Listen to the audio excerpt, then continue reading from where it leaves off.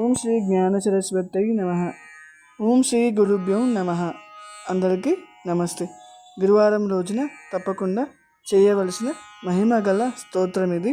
ఈ స్తోత్రం చేయడం వలన గురువు అనుగ్రహంతో దారిద్ర్యము తొలగిపోయి ఐశ్వర్యము, జ్ఞానము, భక్తి మరియు మానసిక ప్రశాంతత లభిస్తాయి. ఈ స్తోత్రము అంతులేని సంసార సాగరాన్ని దాటించే నావగా, గురుభక్తిని పెంపొందిస్తూ వైరాగ్యాన్ని కలిగించే అత్యంత శక్తివంతమైన స్తోత్రంగా ప్రసిద్ధి చెందింది. ఆ స్తోత్రమే గురుపాదుక స్తోత్రం. గురుపాదుక స్తోత్రం. అనంత సంసార సముద్రతారా నౌకాయితాభ్యాం గురుభక్తిదాభ్యాం వైరాగ్య సామ్రాజ్యద పూజనాభ్యాం నమో నమః శ్రీ గురుపాదుకాభ్యాం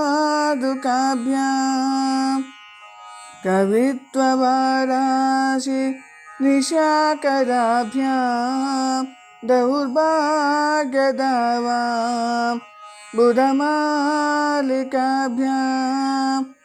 దూరీకృతానమ్ర విపత్తితాభ్యాం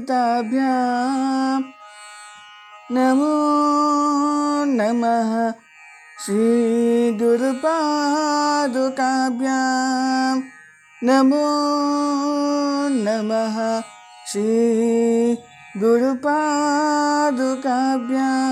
మొదటి శ్లోకం అర్థం ఏమిటంటే, అంతులేని సంసార సాగరాన్ని దాటించడానికి నావలాంటివి, గురుభక్తిని కలిగించేవి, వైరాగ్యమనే సామ్రాజ్యాన్ని ప్రసాదించేవి అయిన శ్రీ గురుపాదుకలకు, గురుపాద రక్షలకు నేను నమస్కరిస్తున్నాను, నా నమస్కారాలు అని అర్థం. రెండవ శ్లోకం అర్థం ఏమిటంటే, కవిత్వం అనే సముద్రానికి చంద్రుని వంటివి, దౌర్భాగ్యమనే దావాగ్నిని పోగొట్టే మేఘాల వంటివి. నమస్కరించిన ఆ భక్తుల ఆపదలను దూరం చేసే, ఆ నశింపచేసే శ్రీ గురుపాదుకలకు నేను నమస్కరిస్తున్నాను, నా నమస్కారాలు తెలియచేస్తున్నాను అని అర్థము.